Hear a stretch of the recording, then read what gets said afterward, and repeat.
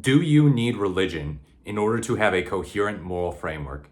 It's a difficult question and one that's prevalent in our politics. I've grown to notice a lot of right wing evangelical or non evangelical Christian types who are aggressively promoting this idea that we need religion in order to believe in objective morality. And that if you don't have religion, it's basically just your preference. Your preference that something is right or wrong. And who are you to tell other people what's right or wrong if you can't point to God as being the reason for why something is right or wrong? Well, I think we need to challenge that. It's difficult to challenge it. I will admit, I've heard people talk about it and they've made some convincing arguments, some aggressive arguments, and it's difficult to think of a really powerful response. But the first thing I think of is the fact that all all religions are themselves preferences. There are over 2,000 religions in the world, 2,000 recognized religions. Obviously, Christianity, Islam, and Judaism are among the biggest. There's also things like Hinduism, Buddhism, all sorts of religion. And you just so happened, Mr. Evangelical, to have chosen the correct one. Really. Obviously, within evangelical Christianity, there are also different beliefs too. This is what's really interesting, is a lot of people actually take their religious viewpoint and sort of turn it into an extension of their own preferences. They take their own personal preferences and say, well, God believes this actually. God believes this. Now they won't say that, but they'll say, look, it's not that I think this, it's that God believes this. The guy upstairs, he believes exactly what I believe. Isn't that just convenient for you? Now, obviously, not everyone is doing that. Not everyone is just projecting their own personal moral beliefs onto God, but it's something that we've seen time and again throughout history. Think of same-sex marriage. People said it cannot happen because God happens to be opposed to homosexuality and same-sex marriage. He says that it's bad, wrong, and sinful. He doesn't like abortion either.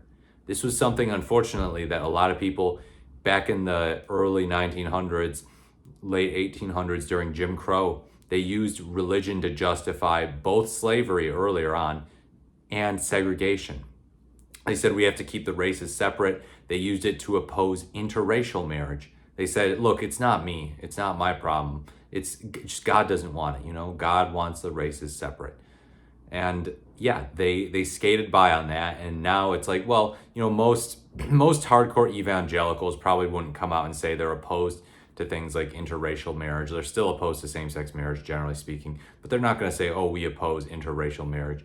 But the evangelicals of yesteryear, they'd be like, what's wrong with you people? Obviously, God is opposed to interracial marriage. So the fact that there are so many different sects, so many different variations of beliefs in God and beliefs in right and wrong and what's objective is, it casts doubt on the whole darn thing, doesn't it? The fact that even these people can't agree on what objective right and wrong is. And yeah, obviously, does this disprove the idea that you don't need a religious background in order to have a coherent, objective moral framework? Not necessarily. Not necessarily. Obviously, there are different types of secular responses to this. I would say one thing is just the simple idea of when people do something wrong, they tend to understand that they've done something wrong. They tend to feel guilt.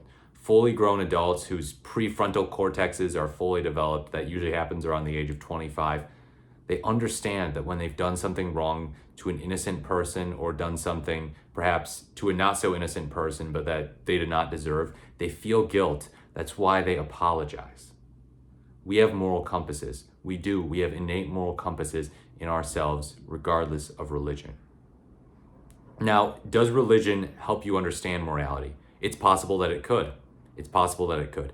And if it helps you be more moral, that's good for you. I'm proud of you. I'm glad that your religion has helped you out.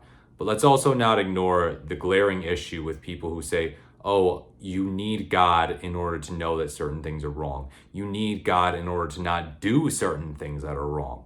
Do you see the glaring issue here? The issue is that but for God, they would think these things are okay.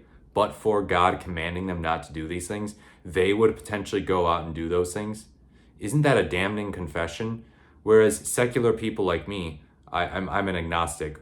We don't say, but for this, I would go out and do this. No, I don't have some higher power that I believe needs to tell me what is right and wrong. And that's really compelling. And I think a lot of secularists, both secular progressives and secular conservatives, which fortunately do exist, are correct in this regard. I think they have this moral compass where they understand, look, I should not do this. Or I feel that I've wronged a person who did not deserve it. I feel I should apologize. I feel guilty. And that's really important. So we have to deal with a lot of these fallacies from the hardcore religious right who insist that, yeah, we need God. We need God to know what's right and wrong. We need things to be objective. Do they necessarily need to be objective, though? That's the question. If every individual person happens to believe correctly in what is right and wrong, they believe the same thing, and I know that's never going to happen, but suppose every person did. Wouldn't that be the same as there being objective right and wrong if everyone simply believes it, if it's universal? Now, we'll never get to that, obviously, but we'll also never get to that even if everyone were religious, because different religions have different perspectives, different preferences. They might think that it's right to do one thing and wrong to do another, and then someone else of the same religion might say, oh, vice versa, actually. We don't know. So look, bottom line is this. Don't get browbeat by any religious right-wingers or religious left-wingers for that matter. It's just way more common on the right, who want to use this talking point of, oh, you need religion to have objective views on morality. Nothing is objective without religion. You do not need a higher power to tell you you should not be adulterous, you should not steal, you should not murder, you should not rape, you should not assault.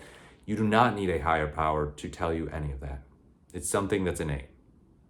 There's a natural understanding among human beings of what is right and wrong. And there are things where the lines are blurry, you know? There are things where it's difficult.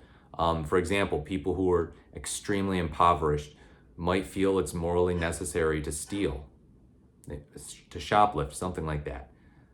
And would they be totally wrong? Well, there was a philosophy poll that among students where they found that, yeah, actually, if you're impoverished, you can't afford anything, it's just to steal. Obviously, that's up for debate. You don't need to agree. You don't need to disagree with these students.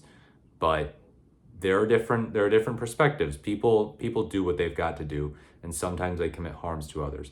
But there are some things that are so unequivocally wrong that we as a society know of that. We have a social stigma against that, regardless of God. And plenty of secular people actually tend to have a stronger aversion to some of those types of things than religious people, from what I have seen. And it's also good on them that they don't feel they need a higher power to tell them it's wrong to do that. Like, isn't that comforting? Isn't that comforting? And isn't it a little concerning that there are some of these people out there who, you know, if they suddenly stop believing in God, they might start doing some of the things they say that they need God to prevent them from doing? Just a thought. Let me know what you think in the comments below. I thought this was an interesting debate. I welcome any dissenters, anyone who wants to critique what I've argued. If you're religious and you think you have a strong argument in favor of the other side, do you agree with my position? Do you think that we do not need religion to be moral and to have a viewpoint of what is objectively right and wrong? I'm interested in hearing your thoughts. Like, comment, or subscribe to the channel. Follow me on X at Morris Merrier, the Morris the Merrier. Thank you so much for watching, and I look forward to speaking to you in my next video.